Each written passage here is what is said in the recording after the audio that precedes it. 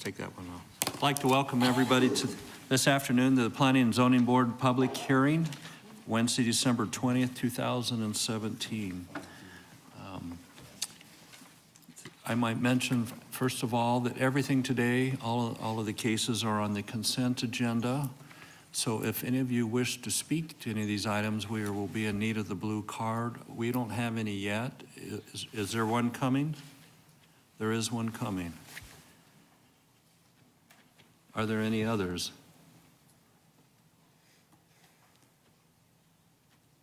Okay. While we wait for the blue card, I want you to know that we take these matters very seriously, but we have a lot of fun, as you can see, the way we're dressed today as we deal with serious matters. So we hope you don't mind and share with us this holiday season.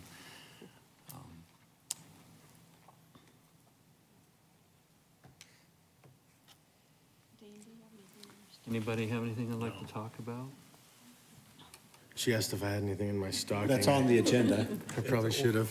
What's that? That's on the agenda. It is that we can talk about his stocking? If you're going to talk about it, you have to talk about things on the agenda. Ah, we have to talk, oh, sorry. Careful. You can't Careful tell what us, you say, Mike. yeah, really, you can't tell us what you've got in your stocking there, but regarding the agenda today, is there anything? Okay. I guess we'll just sit and wait for a minute.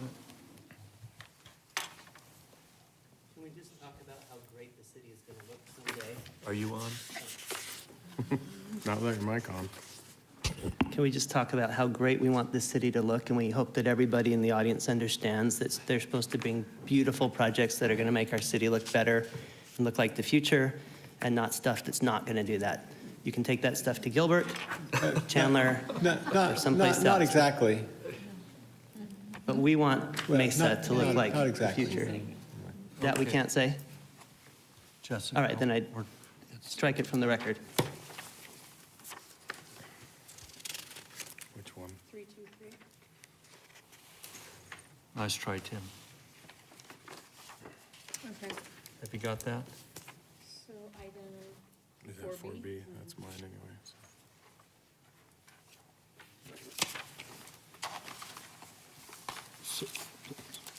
So board members, item 4B is going to be removed from the consent agenda, or at least one of them, and we will be discussing that separately.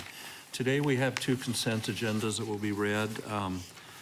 Dane Astle needs to recuse himself on one of the items. Yeah, that's well, on the yeah, consent. 4B is being removed. I'll So recuse that one- myself on that from one as discussion well. on that one, and then also preliminary plat 5D. I have interest in that property and will be recusing myself. Okay, that will be great. So that's why we'll read two consent agendas. So Jessica is going to read that, both of those for us today. Okay. Items on the consent agenda today is item 2A, meeting minutes from the November 14th and November 15th study sessions and regular hearing.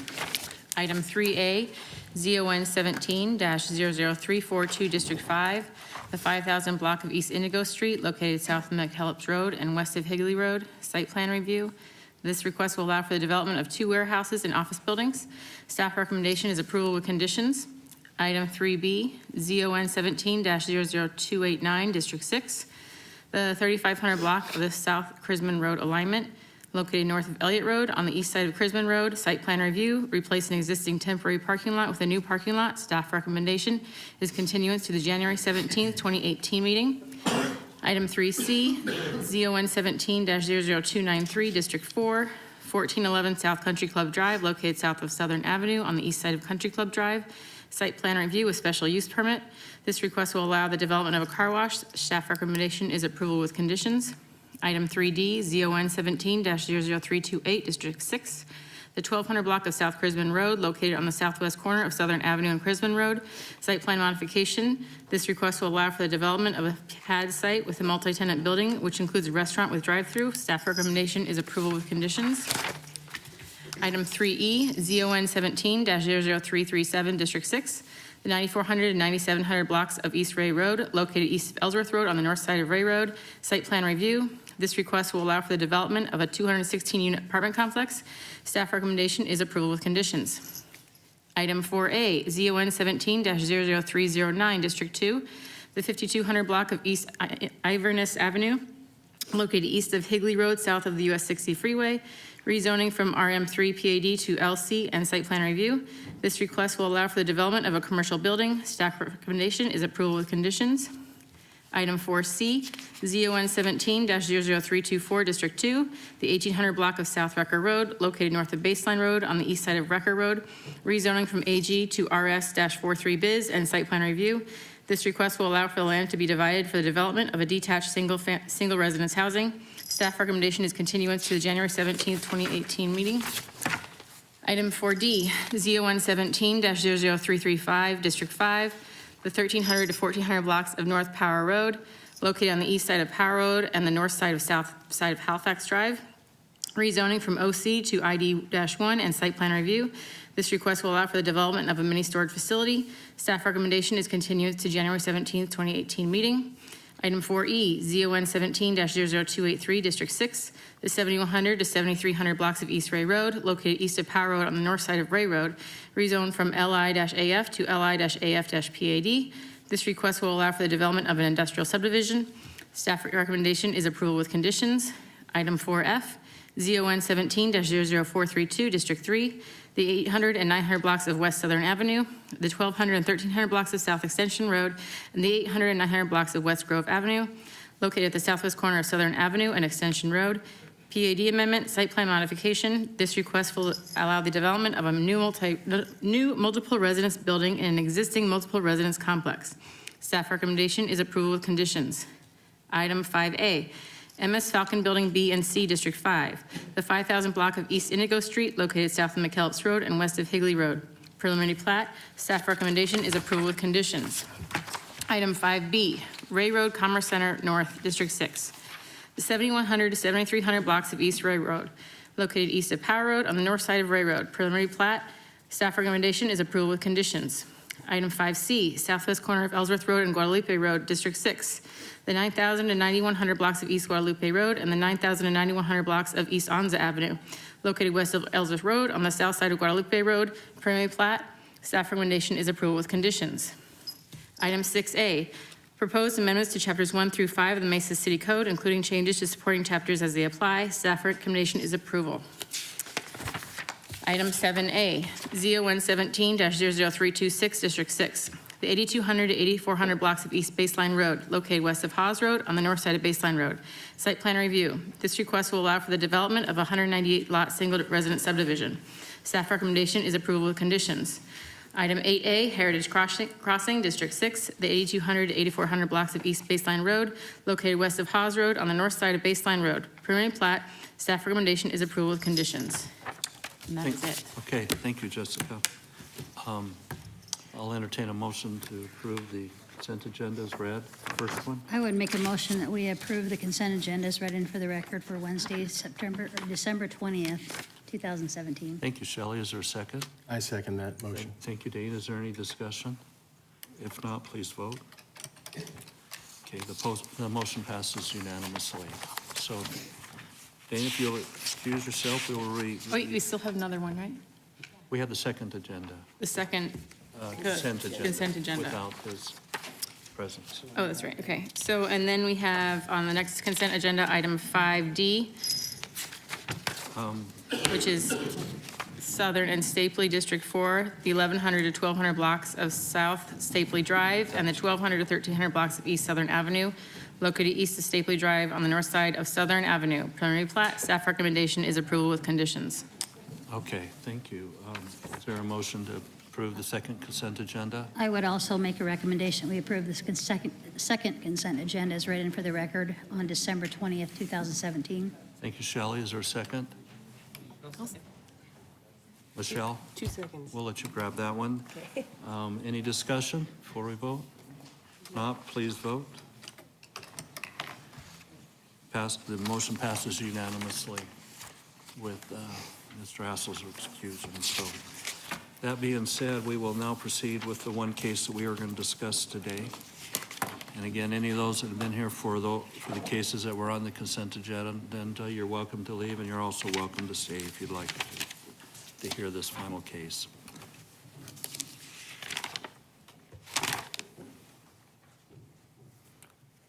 Michael, regarding Yeah. this case, I also have a conflict, so I'll recuse myself from the discussion. Okay. Adios, amigo. Don't go too far, though. Okay. We'll discuss item 4B,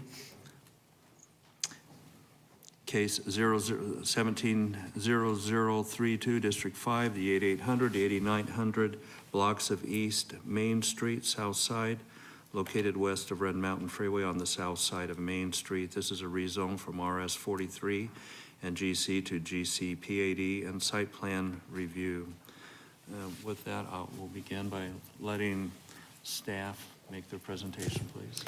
Good afternoon, Mr. Chairman, members of the board. The request before you today is to rezone approximately 16.3 acres from GC and RS 43 to GC PAD with a site plan review. The purpose of the development is to develop an RV sales, service, and storage facility. The development will be constructed in two phases, the first being the RV storage portion at the south end of the site, and within approximately 2 years, the northern portion, which will be the RV sales and service, will take place on the northern portion. The case also includes a rezoning to a PAD overlay to accommodate deviations to building and landscape setbacks along the sides and where it's adjacent to the freeway. Staff is supportive of these proposed modifications. Staff is supporting the request with the conditions as revised in the report that were handed to you this afternoon. And with that, I'd be happy to answer any questions you may have. Okay, thank you. Board members, any questions for staff at this point?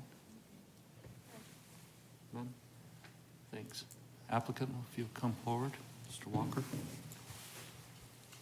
Good afternoon, board members. I'm Jeff Welker, Welker Development Resources applicant. I apologize for being so severely and unseasonably dressed today. I hope you'll accept my apology. I really don't have anything to add to staff's description of the project. Would be happy to respond to any comments that may come from the individual who wants to speak on the case. Very good. We'll call you back in just a moment to respond.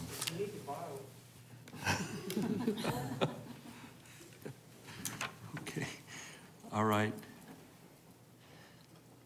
We have one request from the public. This is Ruth and John von Brunschott. Do I have it right? Okay. If you would like to come forward, please. And by the way, they have indicated they are opposed to the request. If you'll give us your contact information, that'd be great. Yes, hello, good afternoon. My name is Ruth Van Brunschott, this is my husband, John. We own a house at 157 South Glenmar, which is on the west side of the property that's in question here. Where appear to be from the map, the last house on the south end that's involved with where everything is going to line up. Which means it looks like there'll be storage behind our house. Already we have a wall up from the freeway that has kind of blocked our view of the mountains, everything, and it blocks our view of the freeway too. So we're looking at another wall going up. Question, how big is this wall gonna be? How tall is this wall gonna be? Is this gonna be a 20-foot wall? It's gonna be an 8-foot wall? 8 foot. 8-foot wall. An 8-foot wall, an 8-foot wall isn't going to do much good. I've owned that property for probably 30 years. Longer. I own 4 properties right there. The problem is that's a very druggy neighborhood, already very serious. Very serious. I mean, drug houses, they get busted every week. 15, 20 cops at one time. So, when people are going back in there looking for their RV, all they have to do is climb a 8-foot fence, and there they are with my $300,000 motorhome sitting in my driveway, because my driveway sits right there for my RVs. My boats, I have a 32-foot boat, and I have a 40-some-foot RV, like for $300,000 RV. So already I'm having a problem with that, which I can't control. But now I'm going to have people coming into that RV place, probably any time, to look at their units, to park their units, and whatever. So I'm a little upset with this because, we're having this hearing here at 4 o'clock in the afternoon where how many people are working? They can't be here. Not everybody can be here. I'm here because I'm self-employed and I've been retired for years. But the problem is, who else is here? Nobody. Why? These people are working. So why are we having this at 4 o'clock, number one? Number two is, when is there time to get actually a lawyer? I'm not new to this, very new to this. This has never happened to me. I have a piece of property worth maybe $350,000 because it's a pretty big place. What is it worth today? My friend has a place in Scottsdale. Just went through it, lost $250,000 on his house sale. Because why? For what it is. RV, storage, wall. So like I said, so I'm a little concerned here what that's going to do for my properties. Because like I said, I have more than one. So is your concern one why we're having this meeting, which? At 4 o'clock, that's the we'll first let the staff concern. address that in Yeah, just a moment. that's the first And then what concern. was the second issue? Is the height of the wall? or The height fact of the wall. If Are it- you well, challenging 8 the feet. use? Is it the use that's proposed? Well, yeah, because you're going to get everybody and his uncle to go in there whatever they want. They can Is go that there- going to be access all the time to people that have We'll storage in let the there? applicant address that. And what else would be is of importance to you? So you're challenging the use, you're challenging the height of the wall? We is that- want to know if people are going to have access to that storage lot all the time, unrestricted, or if they're, to get into their RVs or whatever they have to do. Or is it going to be something where they're going to be let in at the, Daylight So hours? Is it Daylight hours. secured access? Is that the question, or is it just open access? is it just open access, or Okay, is it we're going to gonna- be we'll get- restricted I access? have Restricted access. another question. Yes. I have two homes. Yes. There's a road in between my two homes.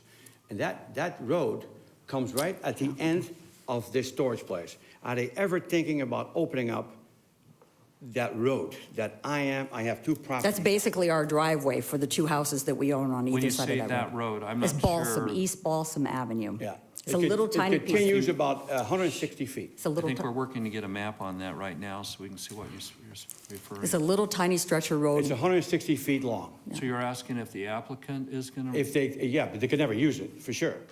or, That's our driveway. okay, well, let's, That's how I get into my backyard, and my RV awnings. can you address that one? Okay. Jeff, thank you. Okay, You know where we're talking about? Okay, all right. is there anything else and while you're here? Well, there probably is a lot, but I don't have much Are time those to your key prepare. issues right here? I understand you Yeah, don't like yeah. to use, but I we'll, also want to ask Yes. if we could get a lawyer involved here. Unless it is as good as a lawyer cut. on your behalf? Oh, for sure. I'm sure you can do Well, I'm whatever saying you it's not would going to be like. a 1, 2, 3 where it's passed and done. Well, there is a process here. We'll let the staff also address that for us. So we're going to have two questions for the staff to address is why 4 o'clock? and- I'd like to bring some people that don't know this is happening into this. Okay, we're going to let them People who don't address. speak English and Fair everything enough. else. Is there anything else, sir? There that- probably is, but right now, that's all I can think of. Okay, if that's great, we appreciate your input. And by the way, we welcome the questions, so this is Yeah, okay. This yeah. is what this, All right. this is what this hearing's all about. I appreciate it. Oh, you're so welcome. Okay, So, thank you. At this point, Jeff, you want to start? And are we going to let this, want to start with you? Okay. You bet. Appreciate that opportunity to address these, and if I miss anything, please let me know. Regarding the Boston Avenue, the neighborhood that is immediately adjacent to our west property line in the south half of the project is a longtime county neighborhood, and I'm guessing at one time there was an intent for Boston Street, which is a east-west street, to continue east from this subdivision into another subdivision. That's never occurred, so what we have is a very short section of Boston Street right-of-way that exists between their two parcels that abuts our parcel. And we could have proposed using that as a secondary point of access. We don't, for two reasons. One is the nature of the use of the property with these large RVs does not lend itself appropriate to be running those in and out of a residential neighborhood. And in fact, one of the reasons that's motivating the owner to expand to this location is because in his current location at 2145 East Main Street, the new expansion of the light rail has cut off his left turn access from Main Street, And it's almost forcing him to think about using access from the residential neighborhood, which he doesn't want to do, because no neighbor would want these large things going in and out. So no, we are not going to use that point of access. And in fact, as you can see from the property line, or the site plan, that's where our retention is. We have 2 retention basins required, one for our stormwater retention and one to retain stormwater that's coming off of ADOT right-of-way that's historically been stored down there. So no, we're not going to do that. And in fact, we mailed nearly 300 letters of notice about the project to the neighbors in the area within 1,000 feet and HOAs and neighborhood groups within a mile. And we only received 3 contacts.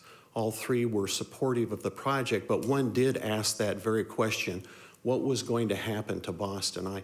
I suggested to that individual, that's still county right-of-way, it's not City of Mesa. And I suggested they approach the county and see about having that right-of-way abandoned, because since that is never going to go through and we're not proposing to use it, that's something I'm sure the county would listen to and entertain.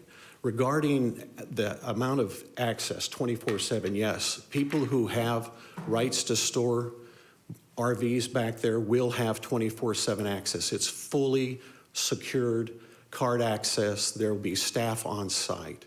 And so it's not come and go as you please. It's very restricted. It's very controlled. And it will comply with all city standards for noise and light abatement for the appropriate times of day. The wall on the west side abutting the property will be 8 feet, and one of the reasons for that, an 8-foot masonry wall, is to enhance security. And we feel that this vacant property now is, the longer it stays there, becomes more and more an attractive nuisance by developing this land and creating a nice use there. And an RV storage is about as quiet as you could have there. That'll actually enhance the security of the area by getting a secured watch use of the site rather than it continuing to remain vacant as it is now. Mr. Walker, I think the issue was, is it high enough? I think they're challenging it's not. Any comment The on 8 that? foot, Yes. well, having done a lot of these RVs, we're finding 8 feet provides plenty of security. Certainly you can go higher. You can certainly go higher, but we're not finding that assists with security one way or another. And we're not concerned, and the average cost of the RVs that will be stored here are between $500,000 and $1 million. Certainly the owner's concern about security is significant. He wants as much security as he can get to protect the valuable assets that'll be stored there. Yes, Shelley? And, Jeff, a couple questions that I had. One of them is, does the retention portion of this site back up to the property owners that are here? Does it back up to their properties? Is it the Yes, retention it'll area back does? up to those 2 locations. Okay. Those 2 properties they described. Now, if they have other parcels, I'm not Right. certain. I'd need to know what they are. But the But ones the we're 2 on talking either about side of today Boston, yes, that's back up to the stormwater retention. there. Okay, so then my other question is, the 8-foot wall, is that going to surround that retention area as well? Yes. So you're not talking about adding on to their wall, you're going to have a secondary 8-foot wall that's going to be, what, 4 feet? Maybe 2 feet higher than what they have existing now? I presume it's a 6-foot wall. Absolutely. The existing fencing that runs that length from north to south on those common, what is to their eastern backyard Right, lot lines, right. is a combination of different fence materials. You have chain link, there's even some barbed wire in some area, there's some masonry in some area, wooden fencing. We're not going to disturb that fencing, but as close as we can to it, where we'll build this brand-new 8-foot wall. A And it will retention wall. run the entire length of that property line. Right. So let me ask you then, my second question is just, I know there's an 8-foot wall in the back of my house because it's a perimeter for the subdivision. It's pretty, I mean, it would be tough for me to get over it, but I know these young kids, some of them can, get up and over that. And I'm just, I guess, asking the questions, if you guys would be willing to go up maybe another course on top of that, if, Well, Just to I keep it can kind certainly of- talk with the owners and the developers just about throwing out a that. suggestion, just. Right, we can evaluate, because they have the same concerns as these property owners, is security. Right. They're not looking to save $5 to lose it Sure. in trespassing Or revenue, fees into, $500,000, $1 million RVs, so. Sure, okay. we'll take a hard look at that. Thank you. Jeff, I think they were also questioning the use. Do you have any thoughts on that? Well, yes, I appreciate you reminding me of that, Chairman. The original intent for this property, and it was originally when it was annexed in as a part of the annexation, the front area where we're proposing the office in that area was already zoned general commercial as part of the annexation, and then the back 2/3, 3/4 of the property was zoned to R43. The initial intent was to develop it as, a custom home, large lot subdivision. The reality is by putting the freeway in there, there was just no market for large lot custom homes that close to the freeway. Like it or not, there's a certain level, and even though the freeway's below natural grade in there, you still have light pollution, you have noise pollution associated with that freeway use. So we actually think this creates a nice, quiet buffer between the freeway and the existing residents in the area. And it's kind of an interesting zoning in there. Some of it's kind of your standard county R6, and then it's their R5, which is residential, but can have commercial uses, which some of it does, or multifamily. So we think this creates, storage has some of the lowest trip generation of any use you could propose for a piece of property. It's quiet. Folks aren't running their motorhomes day and night. They store them and then they remove them, and that's about it. So we think it's a very appropriate use. Okay, thank you for that input. Any other questions? Yes, Tim? I have a few. Is this corner here, or this edge where it touches the neighborhood, do you have large lighting to keep the lot lit at night, or is it dark at night? I guess the lighting scenario is one thing I'm curious about. And then do you have cameras down there? What kind of security do you typically do for a lot like this? If you don't mind, let me check with our architect real quick and make sure I'm conversant on that.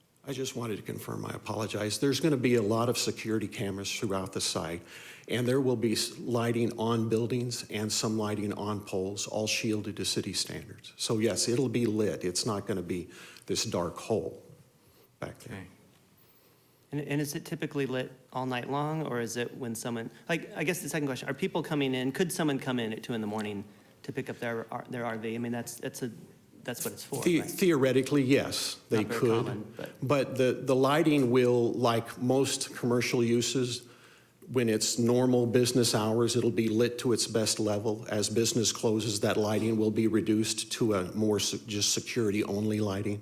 Okay. Okay. Tim, any others? Are you good? Anybody else? All right. Jeff, why don't you wait just a second? And staff, we have a couple questions for you. John, are you going to tackle those? Why 4 o'clock, and what about the legal rights and notification and all of that? Sure, yes. Chair and board members, 4 o'clock, this board has met at 4 o'clock for the 14-plus years that I have been here.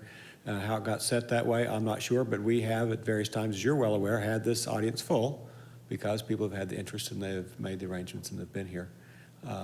So I really can't address that any more than that. It does work. I would say appropriate notice went out as required, correct? So that everybody Correct, and just not to beat the dead horse, but we mailed nearly 300 letters, and of those 300 letters, we got 3 contacts, 2 phone calls, and one was a neighbor who happened to speak to one of the developer's family members who was visiting the site. All of those were positive. I never got contacted by these. What about your neighborhood meeting? Did you have anybody show? No, we didn't have a convenient location for a neighborhood meeting, so Okay. we were just responding and offered to meet with anybody at any time had they a concern that we would be happy to talk and address with them. Okay. Then with regards to the rest of the process and the attorneys involved, as you know, this board is making a recommendation to the city council. It will go from here with your recommendation to the council for their final consideration. The anticipated schedule for that is that the introduction would happen the second council meeting in January, and then action would be the first meeting in February. And I don't have that calendar in front of me to verify those dates, but the first Monday in February, whatever that is, would be when the actual hearing would take place. It is a public hearing again, so citizens will have the opportunity to speak again to the city council. So it does provide a month and a half time for anybody to acquire an attorney to be present at that meeting should they desire to do so. Okay, thank you, John. Staff, or excuse me, board members, anything else? Anything for anybody? Thank you. Thank you, Jeff. All right. Anything we would like to discuss? Comments? All right. Yes? Tim? I guess I'm leaning towards recommending approval of this case. While I understand the neighborhood or the property owner concerns,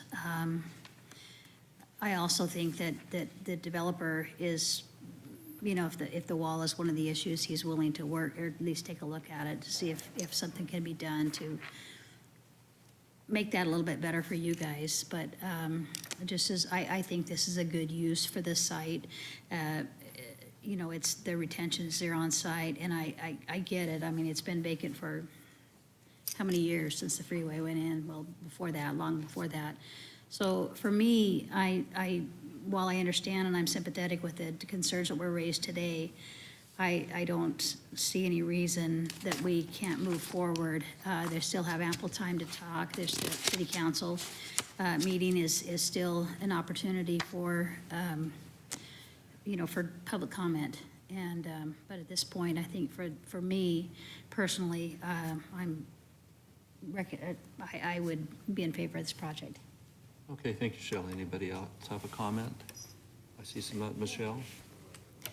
Just to echo Shelley's comments, and just to make a comment that freeway really was a hardship on that property, as big a hardship as you can think of.